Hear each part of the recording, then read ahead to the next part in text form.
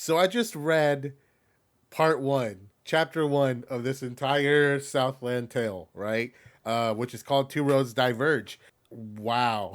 Wow. Like, I'm actually excited to see the movie again. Just reading this so far, there are so many things that just make so much more sense now. One of the worst parts of the movie, at least the theatrical cut, is the opening is weak. Not the found footage Abilene stuff, like after that. Because then it cuts to this expo dump, which is just looking at a TV screen. And then you cut to this random shot of waves, and none of it feels cinematic. But the way the graphic novel opens up, wow, it was so much more epic and cinematic. So many things connect. Okay, so let me go ahead and break down part one of this. All right, so the story opens up with Boxer Santeros, who's lying in the desert. He wakes up and he quickly injects himself with fluid karma, the red one. I think they call it blood in the movie. And he just starts wandering the desert. So then we cut to Fortunio, and this is where it all starts to like whoa, right? Because Fortunio, Will Sasso's character, is like a really minor dude, and at the end of the movie, it's just randomly revealed that he's working with these two guys, and one of them has like a pink mohawk. I'm pretty sure it's Flea from the Red Hot Chili Peppers. He comes out of nowhere in the movie, but he is shown with Fortunio in his establishing scene, right? And not just him, but Sean William Scott's character, Roland Taverner, is also there in the boat with him. And then it's revealed that he is the son of the former mayor of Hermosa Beach, which is where the movie opens up. So Fortunio is a gambler, and we are introduced with him playing online poker with some soldiers over in the Middle East. And then we are introduced to the Zeppelin, which basically comes out of nowhere, the third act in the movie, but is established right here. And we also learned that they are capable of sending out wireless signals the size of Texas. And that's how they're playing online poker in the middle of a lake. Pretty cool, actually. Cool world building. I like that.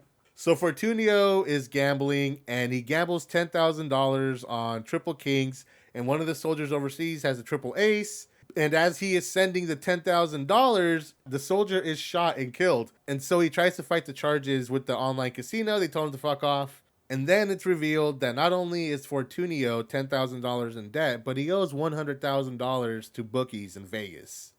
And also, Krista now is on this boat.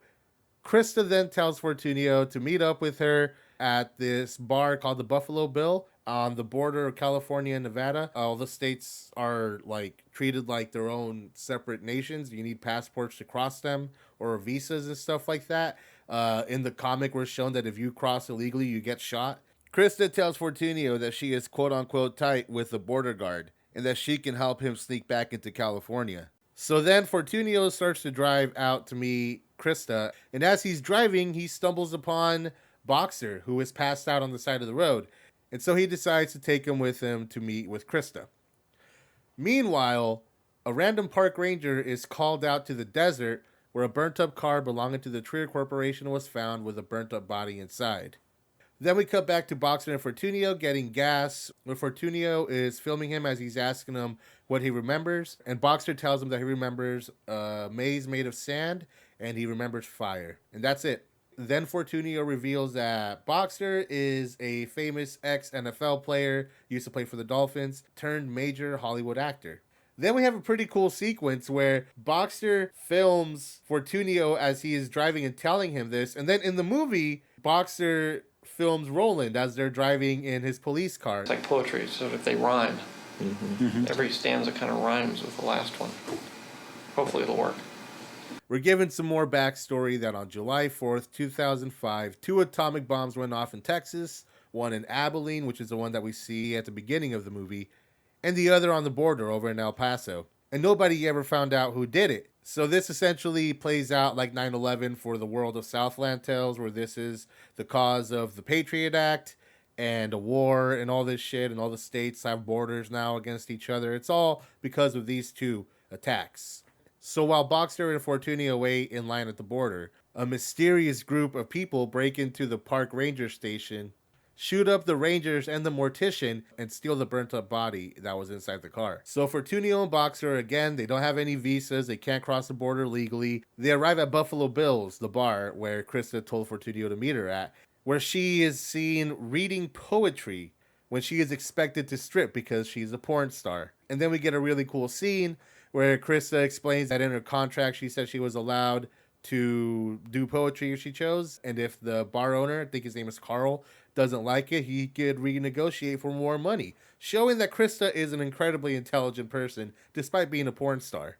So Fortunio and Krista meet up, and Krista gives this elaborate backstory that Boxer is a director and Krista is here researching a role for the movie they're making together. And she hired Fortunio, who is a private detective, to get Boxer so they can all go back to California. That's the big elaborate ruse. And then Boxer comes up and tells Krista that he likes her poetry, and they go and hook up in her room. And Krista starts telling Boxer about this script that she wrote called The Power, which is where she got her ridiculous like cover story from about, Boxer being a director and all that. Because Boxer doesn't know this yet, but Boxer helped write the script with Krista before he got amnesia. So Boxer gets excited about the story and asks if he could read it. So then Krista calls her fellow porn star, Sheena G, who is hanging out with Kenny, who we meet in the movie. He is the guy who works at US Ident and provides the backdoor link into the US Ident system to the neo-Marxist. So they send the script out to Buffalo Bill, and Carl agrees to get 2 visas for Boxer and Fortunio instead of having to go through all that cover story bullshit. And Carl asks Fortunio if he can deliver the script to Krista. Krista goes up to Fortunio to recover the script, where she comes up with another crazy idea. This lady is full of them.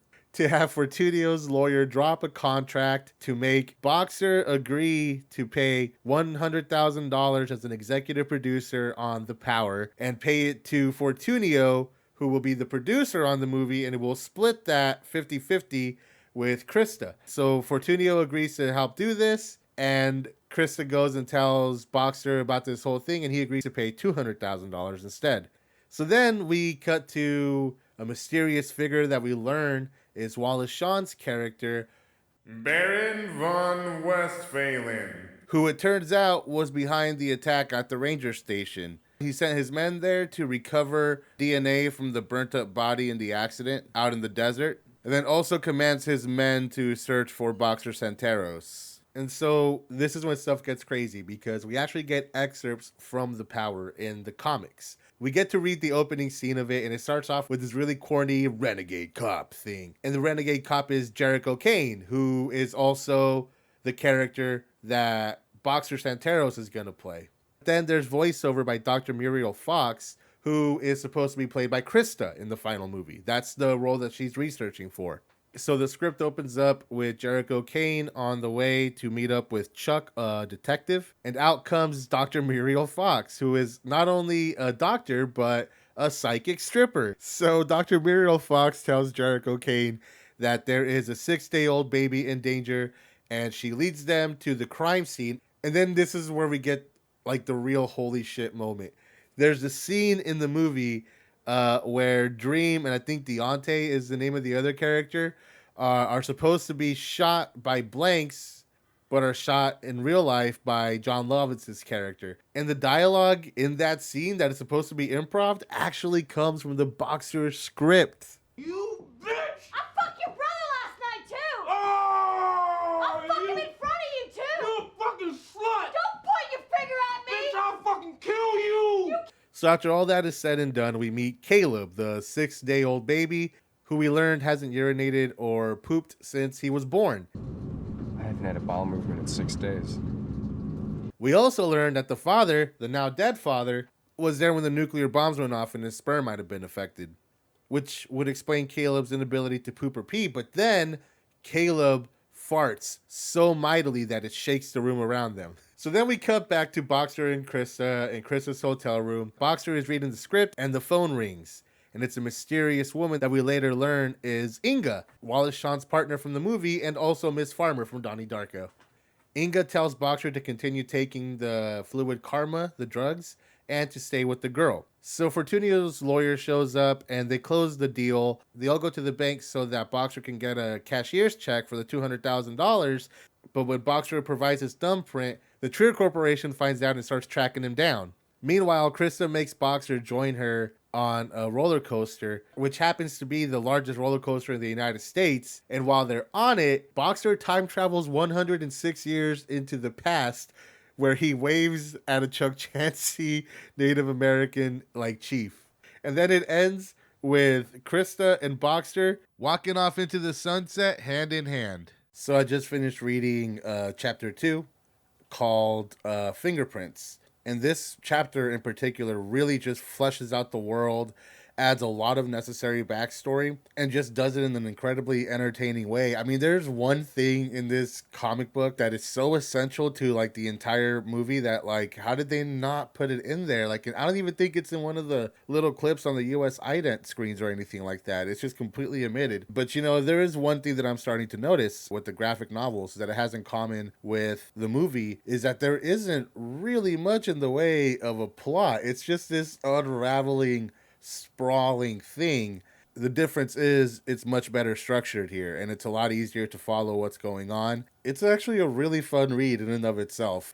It's a bummer that anybody saw this movie at all without reading these comics, because they really are essential to understanding everything. It's crazy how key this stuff is, you know? So without further ado, let's go ahead and sum this book up. So chapter 2 starts off back on the boat on Lake Mead. Roland Taverner is there with his father Tab, and with the Mohawk guy, who we later learn is named Hermosa, after Hermosa Beach. Tab tells his son to follow him downstairs, where he unveils his twin brother, Roland, who is an Iraq war veteran who witnessed a lot of war crimes and privacy violations and stuff like that. And he has a ton of secrets that make him a target of the United States government. So for his protection, they're keeping him sedated and hidden until everything blows over. Then we get a big exposition dump about US ident. It was a Republican think tank that got more and more power due to the Patriot Act, to the point that it was able to put all law enforcement in the country under federal control. And it's using the guise of federally regulating the internet to essentially spy on Americans, just like the NSA does, you know? Shout out to my NSA agent, by the way. What's up, dude? Eventually, in order to use the internet, use your credit or debit card, or buy gas, you have to use your thumbprint, which explains all the thumb stuff that's going on in the movie. But eventually, hackers embed themselves into the US ident system, as we see Kenny do in the movie, and US ident agents begin to sell private data. Eventually, the GOP has so much control over all federal government bodies that the Democratic Party collapsed, and essentially the neo-Marxists are the remnants of the Democratic Party. And this is where we introduce Cherry O'Terry's character in the movie, Zora Carmichaels, who is one of the neo-Marxists. She's going to take Ronald and Roland back to LA, where Ronald will be a UPU-2 officer. Tab tells Ronald that his mission is to impersonate his brother until they can wake him back up. So then we cut to Krista and Boxer as they go to 1400 Juanita Place in Palmdale, California. Now, if that sounds familiar, that's because we actually go to this house in the movie, in this famous scene. Check this out, pig! Fascist dogma applied! Revolution by surprise! My vagina will not be denied a vote in your subjective election! That's an original poem by Dream. Now, Krista grew up in Palmdale. She actually was raised by a bunch of really conservative Christians, grew up to be a freak. Story all this time. We learned that she's basing a lot of the characters in The Power on people that she grew up with. And that brings us to Tana. Now, if Tana sounds familiar, it's because we actually met her in Chapter 1 in the Power screenplay. You bitch! I fucked your brother last night, too! And just like Tana in the script, she has a husband named Ricky. And guess what happened to Ricky in the real world? He died 6 months prior, overdosing on fluid karma. Real world Ricky was taking part in military experiments. And also, just like in the screenplay, Ricky is afraid that because of all these experiments, his semen might be damaged and his baby might be in danger. Tana tells Krista and Boxer that before he died, Ricky started acting really weird. He would go out into the desert at night to talk to the Indian. Boxer freaks out realizing which Indian she's talking about and runs to the bathroom. While he's in the bathroom, we get this really cool sequence where he looks in the mirror and sees Ricky in the past. It's there that Ricky tells Boxer all about how the bleed fluid karma works. The Indian guy they met naturally has fluid karma in his veins, and people who have fluid karma naturally can see forward and backwards in time. People who inject fluid karma, like Ricky and Boxer do, they can only see backwards in time until they do so much fluid karma that they can also begin to see forward in time, which is what is going on with Ricky. the Ricky that Boxer is talking to is the Ricky just before he died 6 months prior. Ricky from 6 months prior can see into the future, which is how he's looking at Boxer 6 months later. Ricky is about to shoot up again, but Boxer, knowing that this is going to kill him, tries to stop him, which only infuriates him more, making him take it even faster, leading to his death right in front of Boxer's eyes. Boxer starts to freak out, so Tana and Krista go to check on him, and when Boxer tells Krista that he just spoke to her dead husband, she is insulted and tells him and Krista to GTFO. As Krista and Boxer walk away, Boxer passes out on Tana's lawn and starts to have a dream. In this dream, he's traveling the maze made of sand, just like he described to Fortunio in Chapter 1, until he runs into a giant snake. Now, if the snake gets him, he'll slip into a deep coma in real life. He keeps running until he sees a portal, and just as the giant snake is about to get him, he jumps through the portal, and on the other side is Ronald Taverner. Ronald recognizes him as Jericho Kane, and then wakes up in Zora's car. He finds out they're near Los Angeles and he starts to talk about his dream. Zora takes the camera out and starts recording. Ronald gets confused and asks what's up with the camera, to which Zora says she was tasked to record him anytime he talks about his dream, and she asked him to be as detailed as possible. And get this, when he describes the portal, he talks about a wall made of water. Does that sound familiar to anyone? Stay tuned. Then we cut to Trier Tower, where Dr. Kunzler is letting Dr. X and Inga von Westphalen know that the mission so far is a success. We learned that Krista, Ronald, and Jericho are all part of a secret experiment by the Trier Corporation. It's here where we learned that Krista is psychic, and a very powerful psychic too, and that Dr. Kunzler hypnotized her and read the entire book of Revelations to her.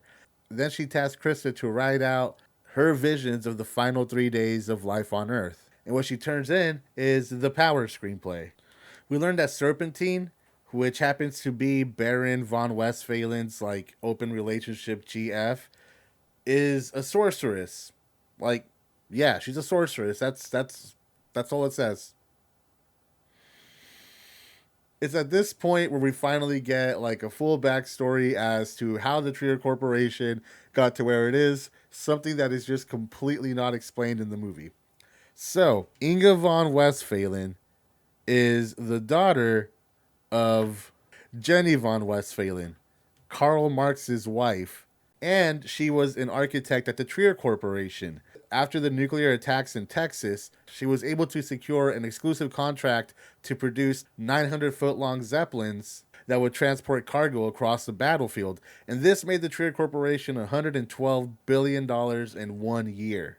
With all that newfound power, Inga appointed her son Baron von Westphalen, who is Karl Marx's grandson, as head of the Fluid Karma project. Now, Fluid Karma is actually explained here in detail, and there are these machines that draw energy from the core of the earth, combines it with the tidal waves of the ocean, and creates a wireless energy source that can power anything that requires electricity or a motor. And it's around this time that Zora, who apparently is working directly for the Trier Corporation, sends the video over to them of Ronald describing his dreams. So now we cut back to another excerpt from The Power. And this one's a fun one. Caleb's fart attracts the attention of masked men arriving in SUVs who shoot up Tana's house, killing her, but leaving everybody else alive. Once the masked men retreat, Muriel tells Jericho that they need to take Caleb and keep him safe. She tells him that they're going to take him out to the desert where a woman named Snake, get it? Snake? Serpentine? Has a black farmhouse they could hide out at. Once they arrive, Serpentine takes the baby and confirms that this baby is the Messiah. Nobody believes her, so, at this farmhouse, she has a bunch of snakes that are hanging on rafters and beams on the ceiling, right? And she puts the baby up, and one of the snakes eats the goddamn baby. And the baby, I swear to God. And everybody starts to shoot at the snake, but eventually the baby just tears a hole through the snake's stomach and pops out. And that's how we learn that Caleb truly is the Messiah. Also, he's 18 months older now. Also, we get this weird line that Serpentine says, "This child is not of this earth." Why does that sound familiar? So Snake tells Jericho to join her at her barn, where Jericho learns that his destiny is to be Caleb's protector, and that he needs to get that same tattoo that Serpentine has, the snake coiled around the dagger. along with a tattoo representing all the world's religions and the anarchy symbol, right? And he must accept his fate as someone who is not only going to protect Caleb, but is going to die in doing so.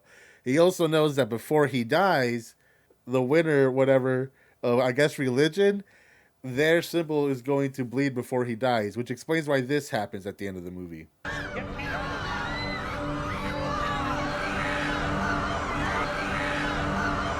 Kind of unimaginative, I guess. It would have been cool if it was like Satanism or something, but whatever. At least that makes sense now. So all the tattoos combined give Jericho something called the Armor of God, and this is what he needs to protect baby Caleb. And of course, basic screenplay structure. At first, the hero rejects the call to action, but eventually he agrees to do so, and he gets all the tattoos. So then we cut back to Trier HQ, and this time we see Baron showing General Tina MacArthur around the Utopia 3 facility. And Baron is taking her to see the burnt up remains of the body they found out in the desert. Not a whole lot really happens here outside of showing what happened to the body in the desert. So then we cut to Zora and Ronald, as Ronald is ordering a bunch of cheeseburgers, hoping that he will produce a bowel movement. Unfortunately, he doesn't.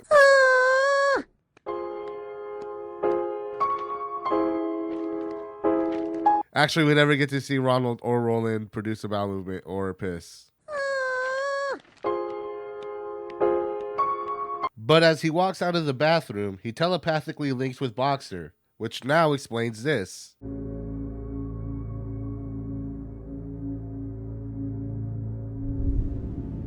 My face haunted his dreams.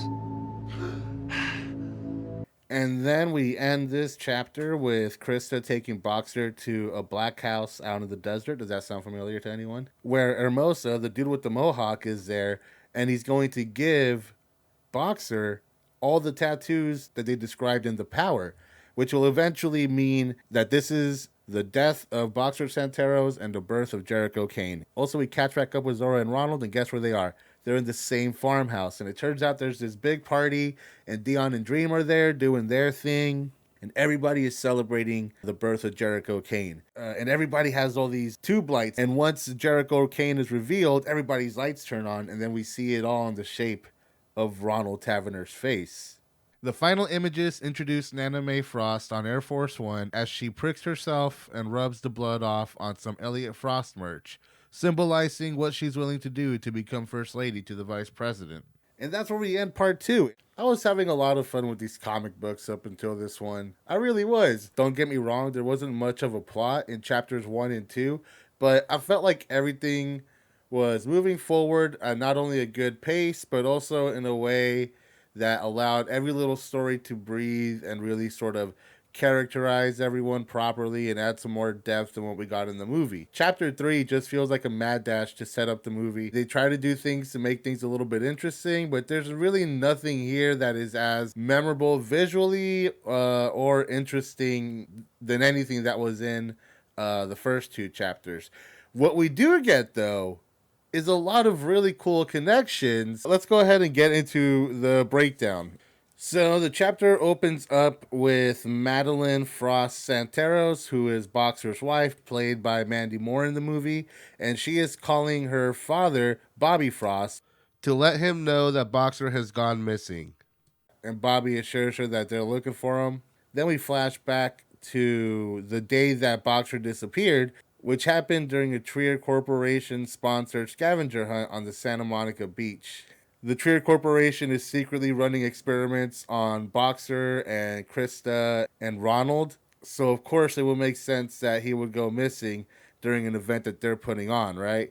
It's revealed that they have somebody waiting at the second location of the scavenger hunt, and that's where they're going to kidnap him. And we find out that the person who kidnaps Boxer Santeros is the person who died in the Nevada desert, who is currently in possession of Baron von Westphalen after sending his people to the ranger station in Nevada to break it out. So we also learned the day he disappeared that Boxer was fully aware that Baron von Westphalen is Karl Marx's grandson. And even though Madeline doesn't like the fact that her Republican father is working with the grandson of Marx himself, It's just part of the political game, whether she likes it or not.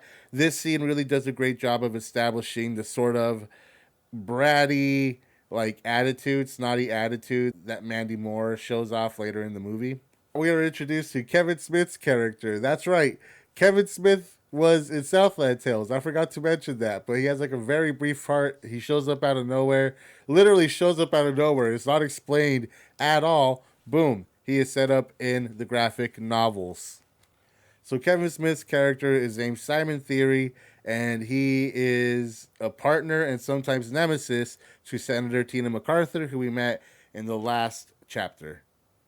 Tina is pressing Simon on information on who kidnapped Boxer Santeros, but he says that that's classified and refuses to tell her. So then we cut to the Sidewalk Cafe. And by the way, this is the cafe that is used throughout the movie that everybody meets at. It turns out that Dion and Dream own it. Dion and Dream, of course, being Amy Poehler and Wood Harris. Ronald finds out that his brother is under the watch of Kenny and Bing over at the Neo-Marxist headquarters. So yeah, this is when the sort of first kind of wonky thing happens here, because when we cut back to Ronald and Zora, they're met with Dion and Dream, but all Dion and Dream are really doing is just providing unnecessary backstory to Ronald for really like no reason, except to mention the name Jericho Kane to Ronald so that he can freak out about it. But then we are quickly distracted by the power. So this is when things get interesting when it comes to the excerpts, because throughout it, they start mixing up the names of the fictional characters of the Power to the real world counterparts, and towards the end they just start using the real names. So we learned that Fortunio has become obsessed with reading the Power, as I have as well. Snake, who was clearly an analog in Serpentine in the last chapter, is now just going as Serpentine. The real world and the world of the Power are starting to get mixed up. So Caleb is growing at a rapid pace, and Jericho, Muriel, and the other guy, they stop by at a very specific McDonald's. And Krista goes to talk to Shauna, who is working there. Shauna is Tana's twin sister. Are you starting to see a theme here? And then we flash back to Krista's backstory and basically her origin story for her psychic powers. She survived United 23. She gets interrogated by Simon, Kevin Smith's character, at Edwards Air Force Base in Nevada. It's there that Krista tells Simon her story of being in the air and realizing that everybody around her has gone unconscious, and hearing that the engine has died out, but the airplane is still up in the air and still maintaining altitude. She hears a demonic voice from outside the fuselage door and opens it, and out there, in the weirdly like calm and like no pressure or anything like skies, she sees a 7-headed snake.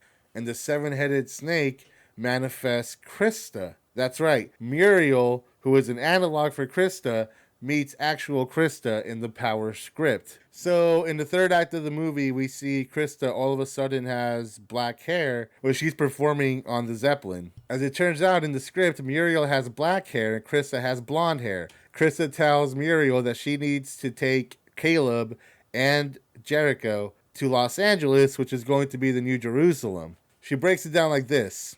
Krista is the whore as described in the Book of Revelations. Muriel is the broker that is leading Jericho the pawn to protect Caleb the Messiah, who is going to sacrifice himself to Martin, and we're going to meet Martin in a second, the executioner. Doesn't that sound a little bit like the philosophy of time travel from Donnie Darko? I'm just saying. Foreshadowing. Fuck that. 5-shadowing. And Krista is also told that when Jericho does sacrifice himself, he will sadly die in her arms. And so then we get this little interesting typo right here, where Krista's name is repeated twice when it should be Muriel saying that third line. That's the real world and the world of the Power mixing in together. So about Martin the Executioner. I didn't think this was going to be important, but I should have known better than to look out any detail in a Richard Kelly movie. In chapter 1, there is this brief sequence where a drunk frat boy gets all brave and decides to illegally cross the Nevada-California border on a jet ski to be a badass. And even though the Border Patrol tells him to turn around or they will shoot him, he ignores them to look cool in front of his friends and gets killed. And on the yacht of that guy is Martin Kefauver. We actually meet this character in the movie. He is the executioner, the one who pulls the trigger. It's all starting to make sense now, even the nonsense ending. So anyways, we cut back to Edwards Air Force Base where we learned that Tina MacArthur is also working for the Trier Corporation. We cut back to the McDonald's where baby Caleb, and all of a sudden, Martin Kefauver walks into the McDonald's and starts approaching the baby, saying that, like, this is fucked up. You should take the baby to a hospital or something. So then all of a sudden the baby burps and this white smoke comes out of its mouth and engulfs Martin, and everybody else in the restaurant just starts to vomit. Then all of a sudden, the masked men who shot up Tana's house in Chapter 2 show up to McDonald's restaurant, shoot it up, killing Shauna's twin sister, Tana. Again, there is a repeating fucking theme here, a motif of twins and duplicates. Caleb's arm starts glowing and he shoots fireballs out into the parking lot, killing a bunch of those masked men. And then all of a sudden, the restaurant starts floating and rotating up in the air. Martin Kefauver is in the McDonald's. And then the last bit of the power screenplay we see ends with Dr. Muriel Fox looking around as Shauna dies in front of her and Boxer falls unconscious. We cut back to Fortunio as he is putting the script down, getting a call from Serpentine saying that Baron von Westphalen is going to pay him extra to set up a meeting between Ronald and Boxer. Then we cut to Boxer, who is watching Kiss Me Deadly, which it turns out is his favorite film, and he based the Jericho Kane character on Mike Hammer. Really, Richard Kelly is just self-inserting here because Kiss Me Deadly is one of his favorite movies, but you know, whatever, I'm not going to judge. Then we cut back to the cafe with Dion, Dream, Zora, and Ronald. And once again, it's just more useless exposition about Nevada and Krista and all this stuff. Then we cut to, I believe, Kenny and Zora as they're essentially just kind of expositing that the injectable form of fluid karma not only allows you to move forward and backward in time, but turns users into a human energy field receiver. The military and the Trier Corporation was teaming up to experiment with soldiers with the injectable form, and they learned that the injectable form makes you able to communicate telepathically with other people on fluid karma. And while they're talking about this, Roland starts to sing the lyrics of all these things that I have done by the killers. Bing and Zora inject Roland with fluid karma again so that he could pass out. We cut back to Simon and Tina, where Simon is essentially telling Tina that Trier is at the center of everything. And Tina asks about a primer, a sort of catalyst for everything, to which we cut right to the face of Ronald. And then we cut to Naname and Bobby talking about how Naname doesn't trust the Trier Corporation, and she correctly predicts that the Zeppelin at the end of the movie is a death trap, and that explains why she is not there. Then we learn that Baron and the gang are spying on the Frost family, and Serpentine tells Baron that Boxer is with Fortunio until further notice. And then we cut to the Frost being on TV sounding like typical Republicans. Then we cut to Krista and Boxer having sex to Kiss Me Deadly. Then suddenly Krista makes it weird. Then we cut to Zora telling Ronald about his backstory as a former member of the Groundlings who was part of the neo-Marxist movement and convinced his brother to be part of this whole scheme. Ronald doesn't trust her and she invites him to her show later that night in order to jog his memory of what it was like to be a member of the Groundlings. Then we cut to Bing and Kenny talking about what they're going to do if they get called up for the thumb lottery. Then we cut to Pilot Abilene's backstory as a kid who came from Abilene, Texas to Hollywood to be an actor and got a gig playing a runaway kid named Donnie in a film with Boxer Santeros, and that leading him to overnight stardom. And then he gets drafted, right? And in order to prove that he's not a wimp, goes way harder than anybody else in his unit and kills a bunch of people. And then one night as he's reading poetry, he meets Roland Taverner and they become BFFs. Then we learned that Tina and Simon were in Iraq at this time, where they were escorting Trier executives in a top secret part of Serpentine Dream Theory. And it is revealed that it is in Iraq that the Trier Corporation initially learns about the aberration that caused the airplane accident that Krista was in, the United 23 incident, was the shape of Texas, which leads the Trier Corporation to believe that the creator of the aberration was sentient, namely the snake at the snake trenches / the maze that Ronald and Boxer dream about. Then Roland and Pilot talk to this guy named Falcon, who tell them about Serpentine Dream Theory, which is what they call the military operation where they give soldiers fluid karma in order for them to operate telepathically. They take a pure opium to Simon Theory, Kevin Smith once again, and after losing a quick hand of blackjack, Simon agrees to let them be a part of Serpentine Dream Theory. So it is here that we learn that the Trier Corporation discovered fluid karma after cracking into the Earth's mantle, where they found this fluid that coiled around the Earth's mantle like a snake guarding its egg, aka the serpent trenches. Roland and Pilot are on their first operation since being a part of Serpentine Dream Theory, and Pilot is getting really nervous. So Roland lets Pilot borrow his iPod, and he clicks play on All These Things That I Have Done by the Killers.